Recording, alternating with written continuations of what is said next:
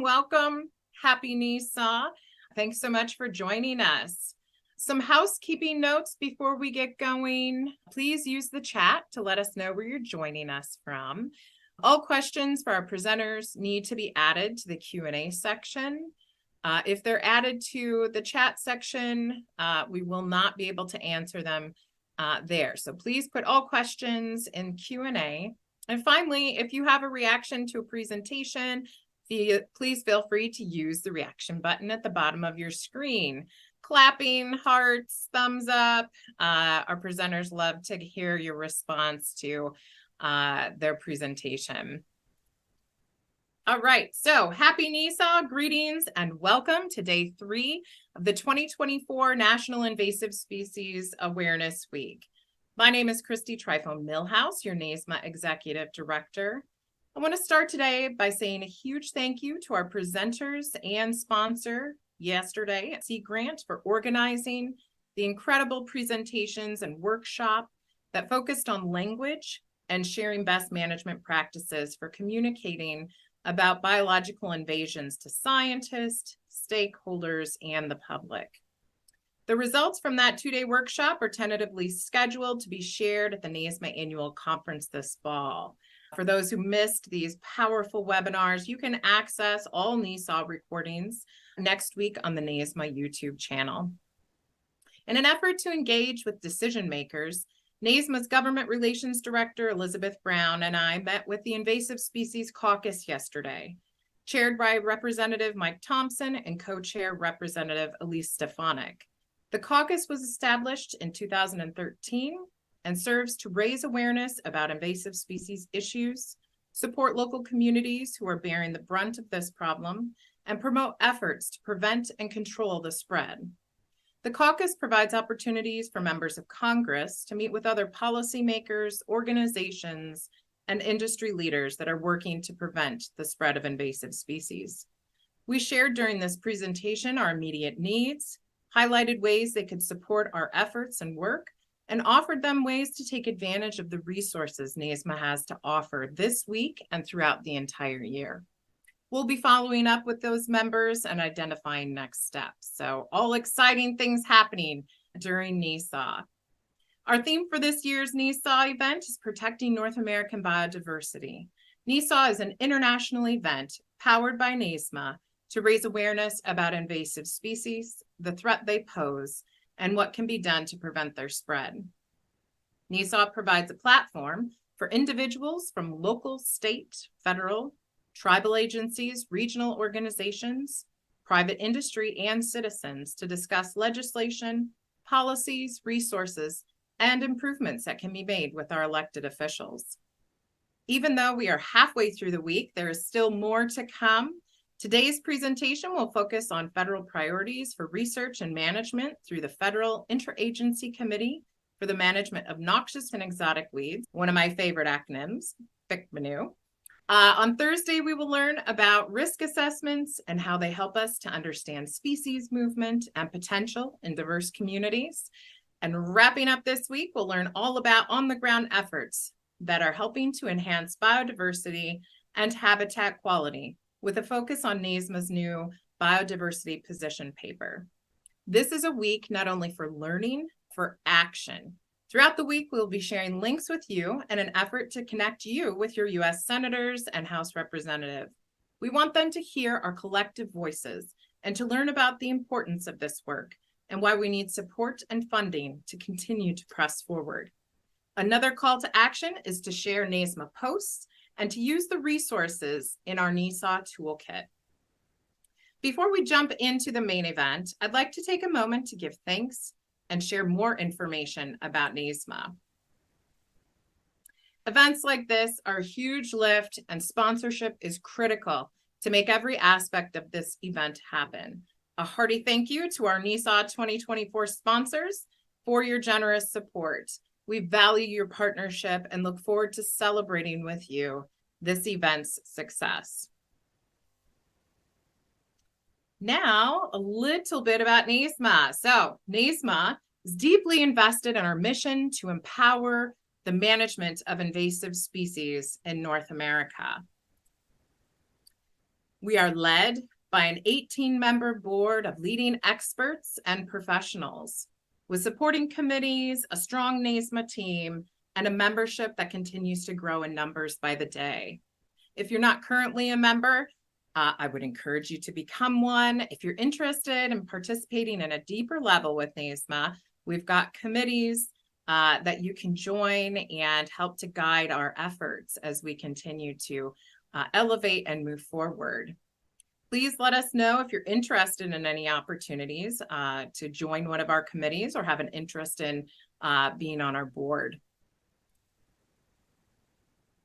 Our core programming is designed to provide our community with the connections needed to learn about advancements in the field and to share lessons learned. We also provide a collective voice for our community through events like NISA. Lastly, we aim to provide the tools such as professional development, international standards, campaigns, and the NISA Certified Weed-Free Products Program to broaden our impact and to help further our mission. Check out some of the incredible webinars we have coming up for 2024. We are still confirming a few speakers with focal topics related to our work in inclusion, diversity, equity, and access, and our classical biocontrol efforts. Another exciting event coming up that you will not want to miss is our 2024 NISA Annual Conference. Mark your calendars and plan to join over 300 attendees in Missoula from September 30th to October 3rd. Our theme this year is sharing stories and celebrating partnerships. There will be over 70 sessions to attend and 2 additional events, including a symposium on invasive annual grasses hosted by our partners at the University of Wyoming Institute for Managing Annual Grasses, Invading Natural Ecosystems, and the Invasive Annual Grasses Technical Transfer Partnership. The second event will be a continental dialogue on non-native forest insects and diseases, hosted by our partners, the Nature Conservancy. This is an event you will not want to miss. Check out our website for more information and to get registered. If you're not currently a member, as I mentioned, I would strongly encourage you to join us.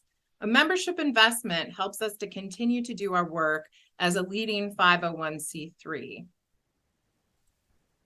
There are several options to consider. And again, if you have interest, questions, please never hesitate to reach out. Okay, that is all for me.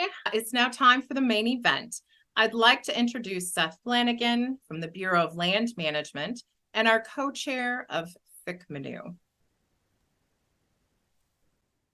Hello, everyone, and happy NISA. Thank you, Christy, for hosting us today, and everybody at NISA, thank you, and also for that introduction. A lot of really good information that I didn't know about NISA, so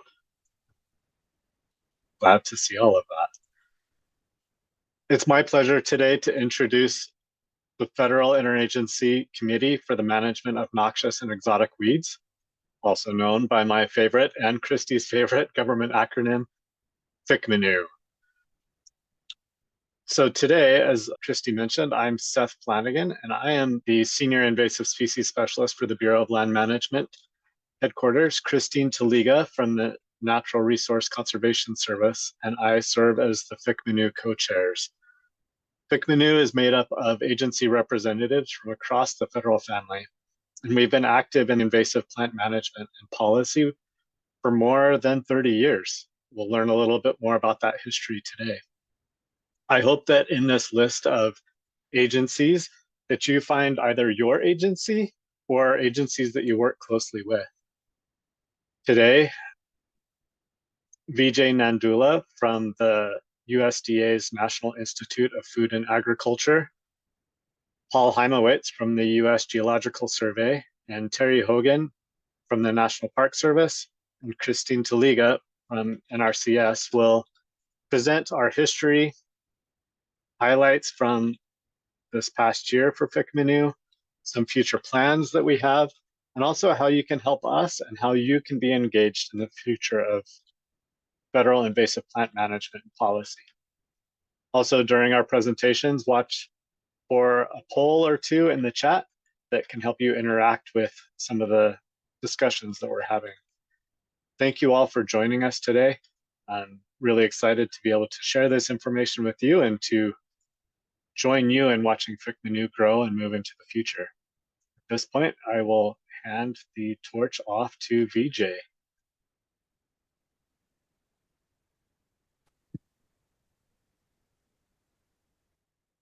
Thank you, Seth. I'd like to thank our hosts, NISMA, as well as organizers of NISAW for this opportunity. Today, I'll be giving you a brief history of FICMNEW. FICMNEW is a formal partnership between federal agencies that have invasive plant management and regulatory responsibilities for the United States and its territories. Efforts to develop a national-level Federal Interagency Committee to coordinate federal activities were initiated by National Weed Program Managers with the USDA Forest Service and the Bureau of Land Management in 1989. FICMNEW was formally established through a MOU that was signed by agency administrators of member agencies in August of 1994. So in 1993, an ad hoc group of agencies wrote a white paper on impacts of exotic weeds, which was briefed and forwarded upwards through the Office of the Secretary in USDA. In 1994, that group named itself FICMNEW. The main leading forces were Janet Kaiser of US Forest Service and Buck Waters of BLM, who were rangeland management noxious weed coordinators at their respective agencies. And they led a partnership to get support from APHIS's Noxious Weed Program and other land management agencies in the Department of Interior. In 1994, FICMNEW's MOU was signed, and in 1995, FICMNEW helped write Invasive Plants Weeds of the Global Garden, which was published by the Brooklyn Botanic Garden in 1996. In 1996, FICMNEW wrote Pulling Together, a national strategy for management of invasive plants, and defined the outline on which most partnerships across the country are now based. It was endorsed by stakeholders who met in meetings called Weed Summits in Albuquerque, Denver, and Fort Lauderdale. The group pooled funds for on-the-ground grants. So a little bit more about this Pulling Together initiative.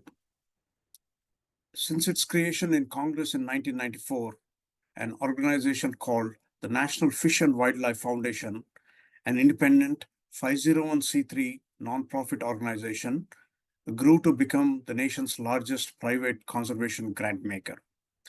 FICMNEW supported NFWF from 1997 through 2018 for about 11 years. And through this support, NFWF awarded 649 grants worth nearly $25 million with contributions from many federal agencies, and also leveraged by nearly $55 million in grantee matching funds.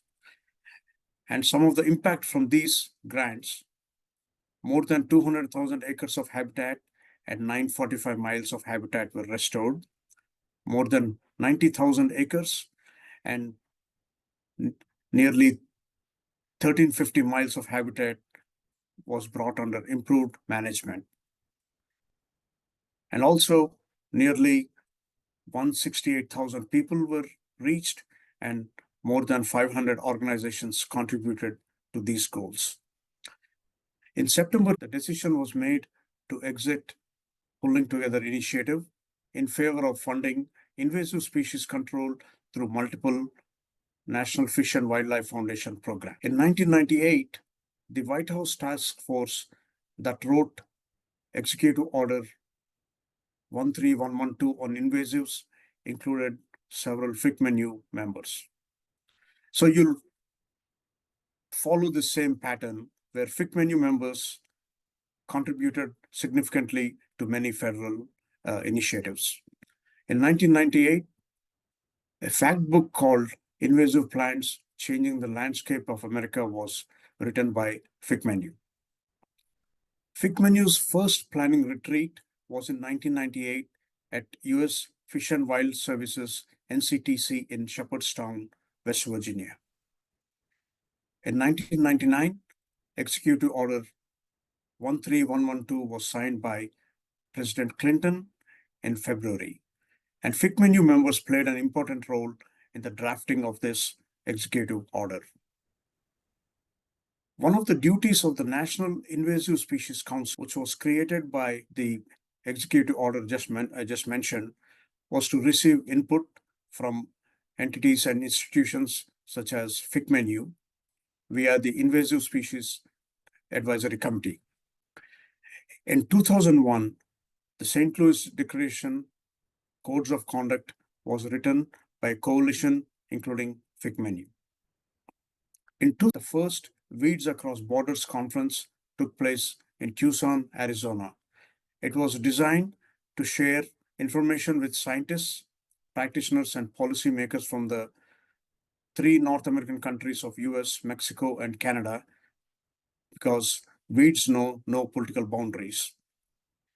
In 2003, FICMNEW wrote a national early detection and rapid response system for invasive plants in the United States. Again, a significant contribution, which was the beginning of early detection and rapid response strategies across the nation.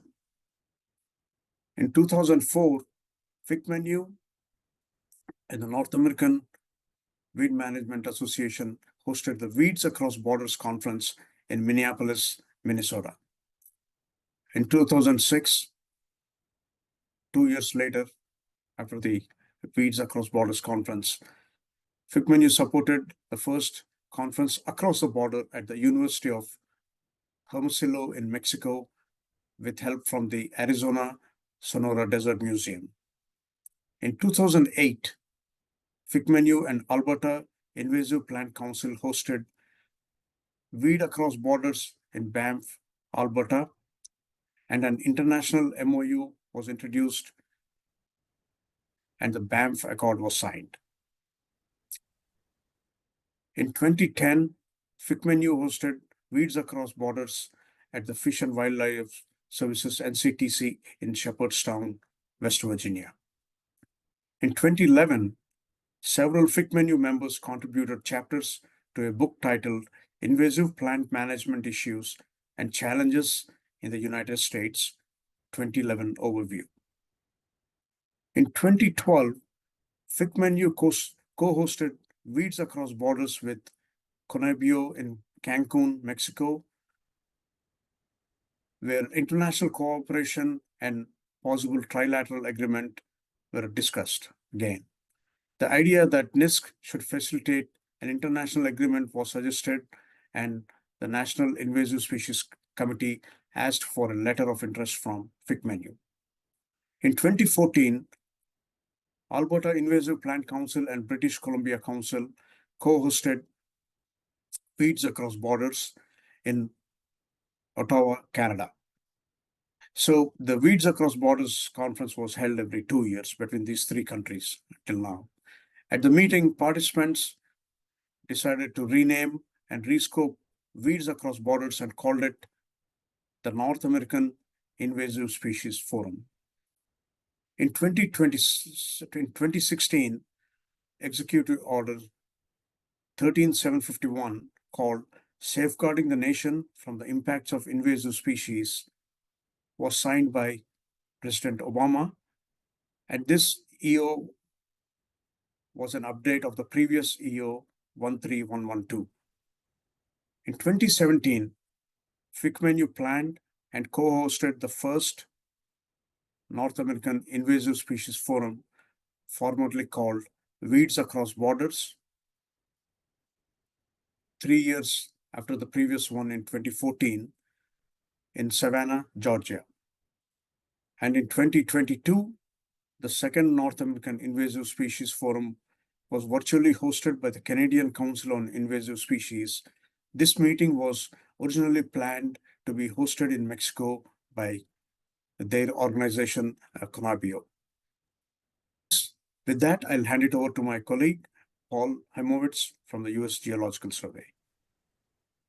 Thanks, Vijay. That was really great to get the context of that rich history, especially for me as a relatively new member of FICMNEW as the USGS representative.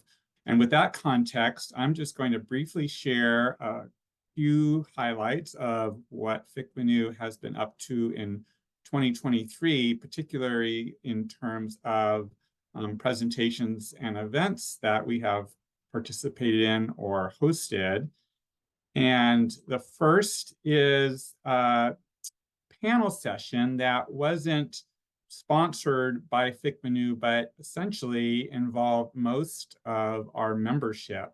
This was a panel session that occurred basically a year ago at the Weed Science Society of America's annual meeting, and was a series of two panels, one on research and one on management of federal agencies, that was led and facilitated by a couple of our members, Vijay, who you've met, and Steve Young with the Agricultural Research Service with USDA. And they worked with colleagues at the Weed Science Society of America to put on this panel.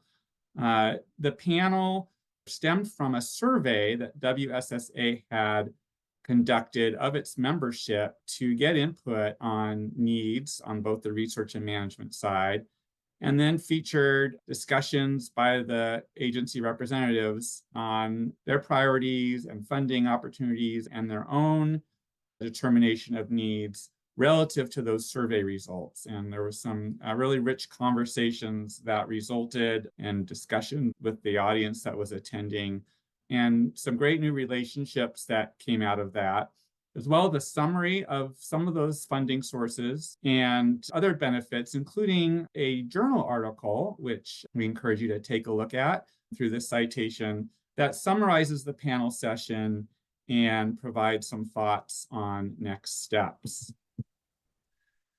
And then I also wanted to note our quarterly public presentations that have occurred over the last year. You'll hear a little bit more about these towards the end of our webinar in terms of the opportunities to participate. These are advertised through our email list, and as you'll see here, feature often non-federal experts sharing information with FICMNEW.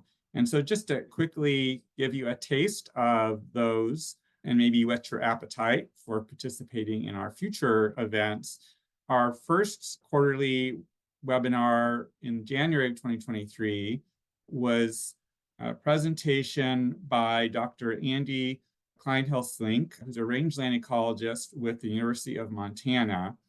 And Andy spoke about vegetation change trends on BLM rangelands that have been revealed by decades of long-term monitoring. That's a study that found widespread increases in cover and production of annual grasses and forbs, notably invasive species like cheatgrass, declines in herbaceous perennial cover, and expansion of trees. And their work reinforced the need to combine plot-level field data with moderate resolution remote sensing to accurately quantify vegetative changes in rangelands. And it showed the power of new remote sensing tools. An associated paper appeared 2 months later in the journal Rangeland Ecology and Management, which really reflects how FICMNEW public presentations can be a great source of cutting-edge information before it even hits the streets more broadly. In April, we had a presentation by Thomas Alwyn and Sarah Lesage from the Michigan Department of Environment, Great Lakes, and Energy, speaking about efforts to control European frogbit. They discussed how this invasive aquatic plant has been spreading in the state after initial detection in 1996, including recent sites along Lake Michigan. And they noted how efforts and tools to enhance detection via habitat suitability and risk models and additional research on improving control effectiveness can eventually help management efforts. In July, we heard from Dr. Annette Evans, who at the time was a postdoctoral fellow with the U.S. Geological Survey's Northeast Climate Adaptation Science Center, and is now a new faculty member at the University of St. Joseph. And Annette's presentation focused on a study she conducted with colleagues to project which areas in the eastern United States were most susceptible to invasive plant spread under both current conditions and under changing climate. Annette also shared information on the array of regional invasive species and climate change or risk networks in North America, which are serving as a venue to help researchers and invasive species practitioners exchange information and collaborate on the intersection of these two large ecosystem stressors. Our final 2023 presentation took place in October, led by the duo of Jake Dick, who's a noxious weed coordinator with Nevada Department of Agriculture, and Patty York, who has the same role with the Colorado Department of Agriculture. Jake and Patty both gave excellent overviews of their state's early detection and rapid response programs for invasive plants, including data management, key partnerships, challenges, and successes. And rather than make you wait until our next year's webinar, predicting that we will hopefully continue this tradition, I'll mention that we have already had our 2024 public presentation, the first presentation of this year, earlier this month, when Dr. Tony Koop with the USDA Animal and Plant Health Inspection Service spoke about developing a national semi-quantitative weed status assessment to support biocontrol development for weeds. And like all of these, it was a great example of how these presentations then lead to some excellent discussions. We talked among FICMNEW members and with the audience about the information that goes into these assessments, how the results are used, and some opportunities to enhance both of those aspects. And now I will turn it back to Vijay to talk about some things coming up. Thank you, Paul.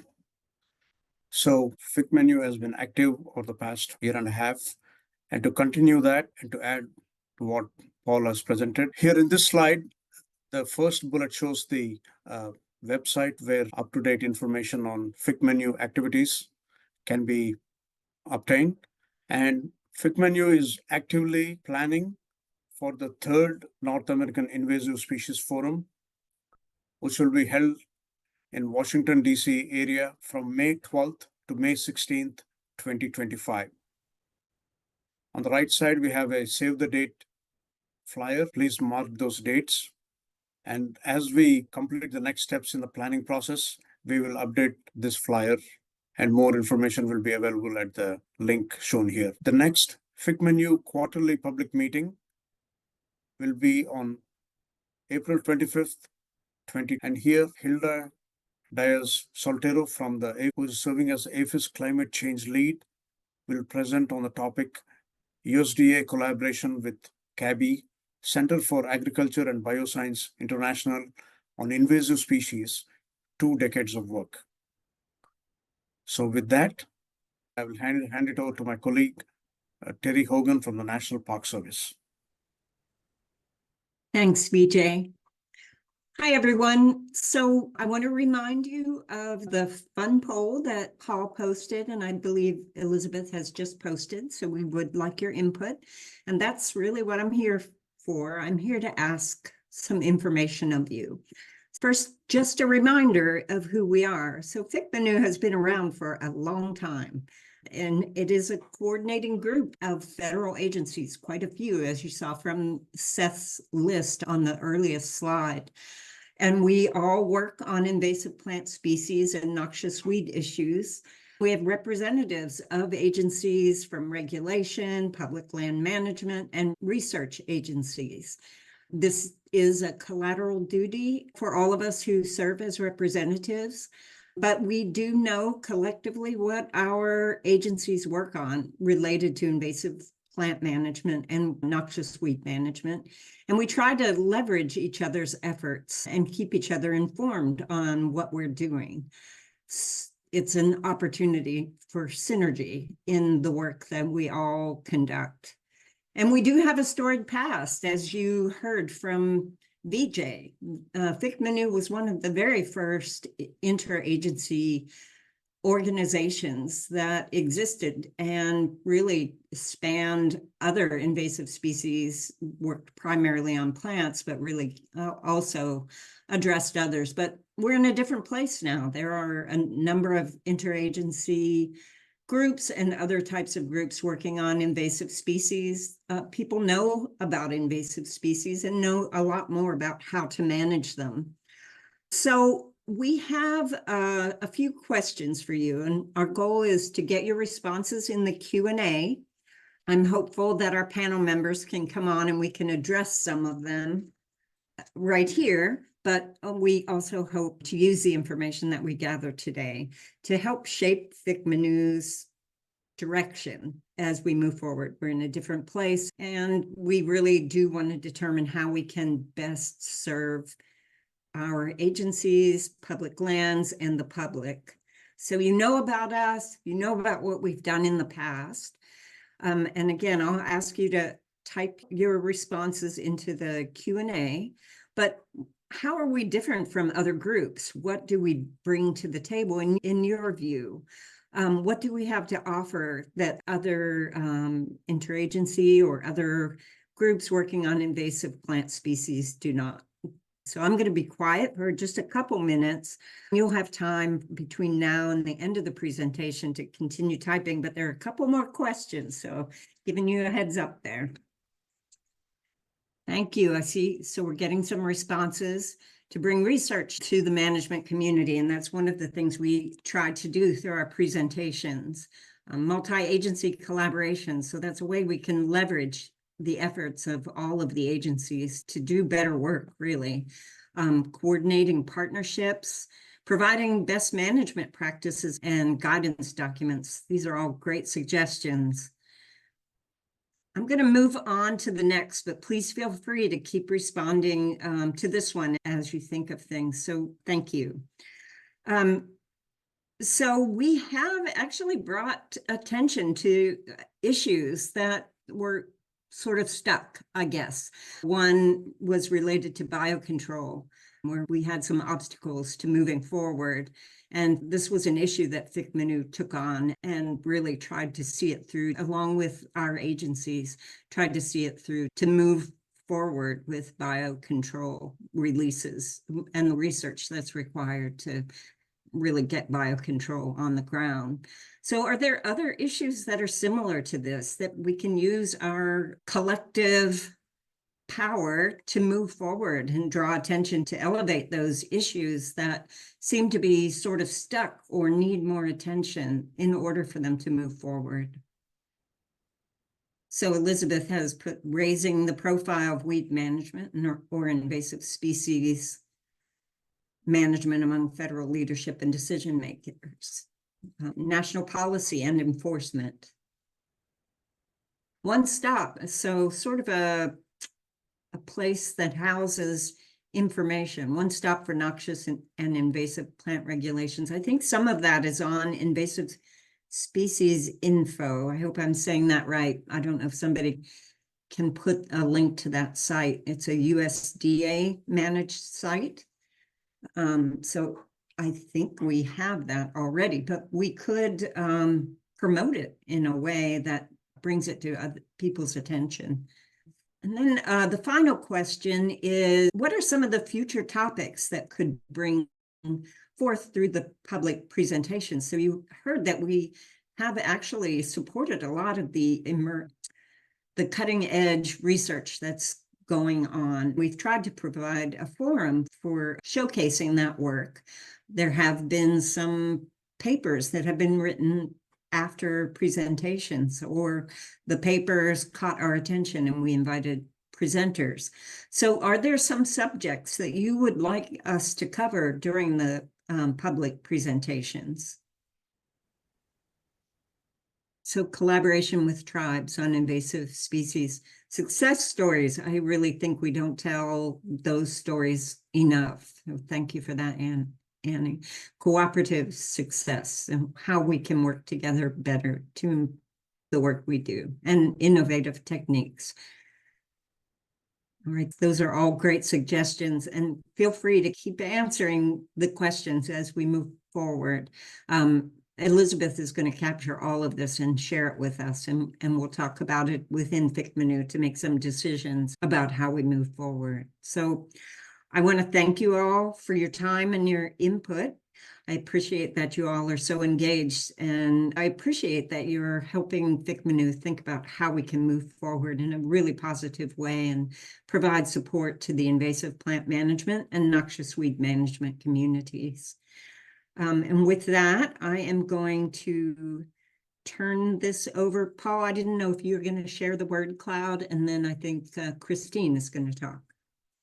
Yeah, I will try to pull this up right now. We are still having some fun learning this tool, and I think I can share that.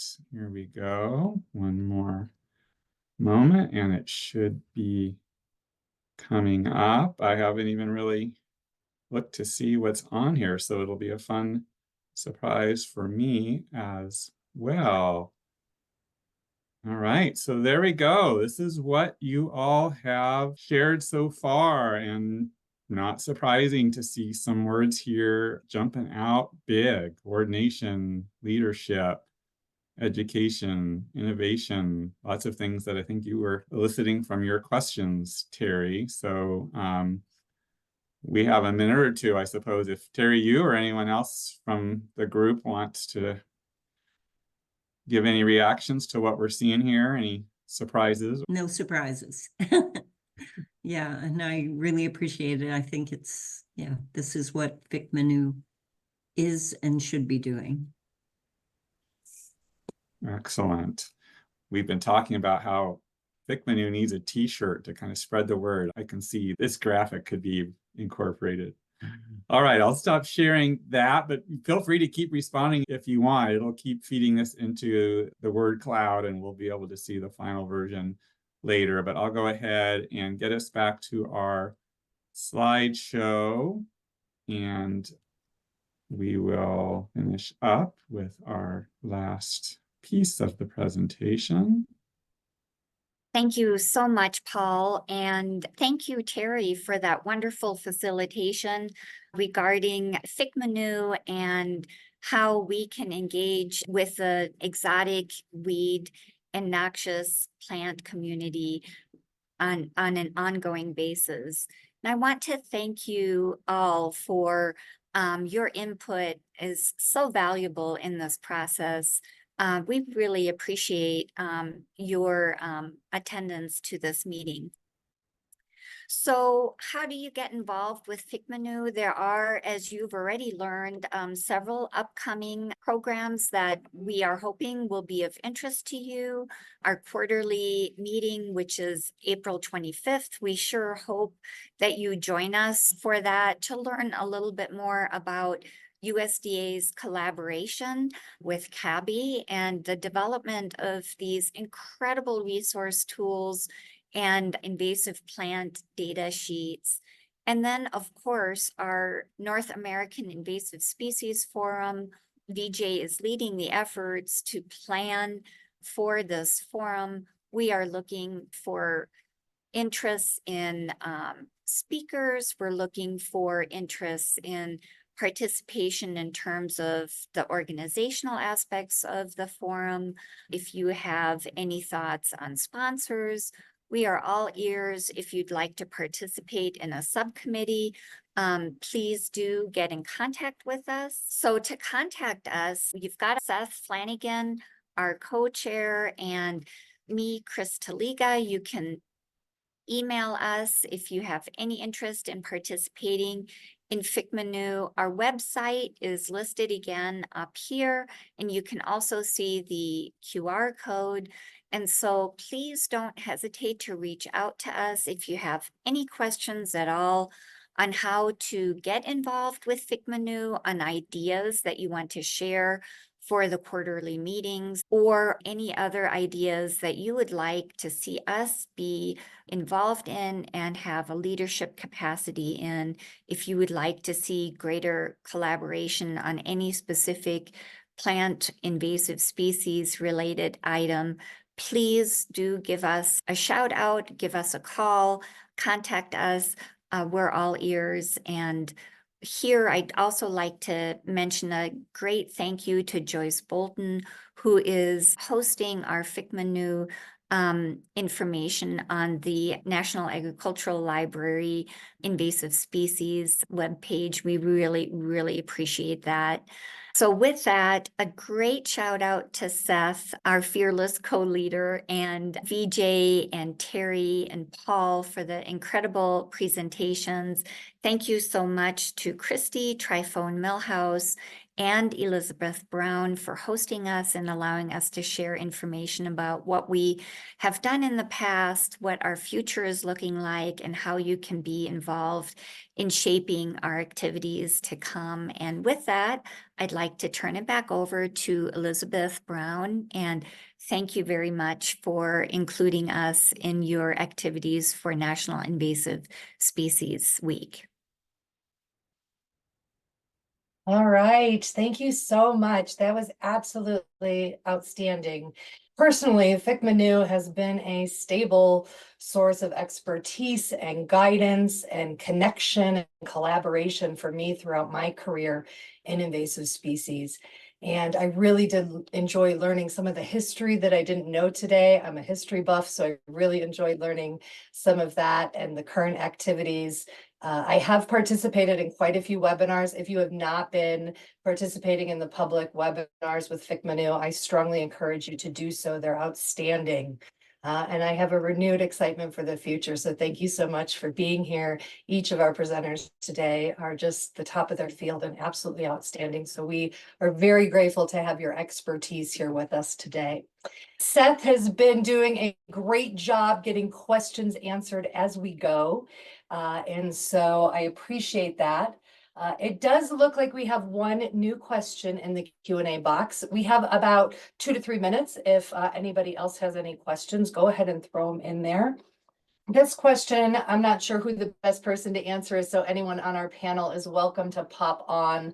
We would like to have an updated noxious weed, and I don't know this acronym, NNIS list for my state, and also techniques that would work well in control and eradication efforts. So if anybody, oh, it looks like Seth is able to answer that. Go ahead and pop on, Seth. Yeah, I'll just chime in here relative to that. Thanks, Loretta, for that question. I would really suggest that you reach out to your state Department of Agriculture for an updated list of noxious weeds, or the listed species for your state. It's the state departments of agriculture that actually, through their regulations, regulate noxious weeds and list those as noxious.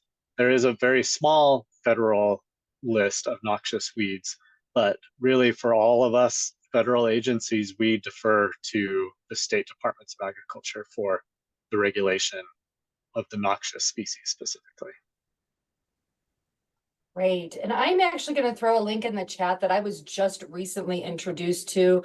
This is from our Federal Seed Act partners with the USDA, and they have a list online. I'm going to throw this link in here. Someone just shared this with me, and it's absolutely fantastic. It's updated as of January 2024. But this is the state noxious weed list related to the seed requirements. So it's a great resource for anybody interested in those state lists, but I would echo what Seth said to connect with your state Department of Ag. All right, and with that, that takes us to the end of our event today. Again, I want to thank all of our presenters and our co-chairs for organizing this event. Really appreciate you and the effort you put into being here and sharing with us today. National Invasive Species Awareness Week goes through the end of the week. We have 2 more outstanding events for you. Tomorrow, we will be hearing from experts with CAST and learning about risk assessment and opportunities and challenges for preventing the next plant invasion. And then Friday, we will be hearing from some of our NISAW leaders regarding protecting North America biodiversity from invasive species. And we have friends joining us from NatureServe on that webinar, so I'm very excited to hear from them as well. Please take a moment to visit NISAW.org. We have a new Take Action Center. Each bullet on that list is an opportunity for you to click and send an easy email to your U.S. congressmen and women advocating for invasive species prevention and management. NISAW is not the only one holding events this week. There are lots of webinars and even local in-person events. So if you visit the NISAW event calendar, you can connect with others in your area and even participate in other events going on. And then, as always, take advantage of the free NISAW toolkit that's available, and do me a favor and use that hashtag NISAW, like our page on Facebook, and share that content out to help expand our reach. With that, I would like to just close again by thanking our sponsors, without whom NISAW would not be possible. We appreciate each and every one of you, as well as all of our speakers and attendees this week. So thank you so much for joining us for National Invasive Species Awareness Week. Have a great day, everyone.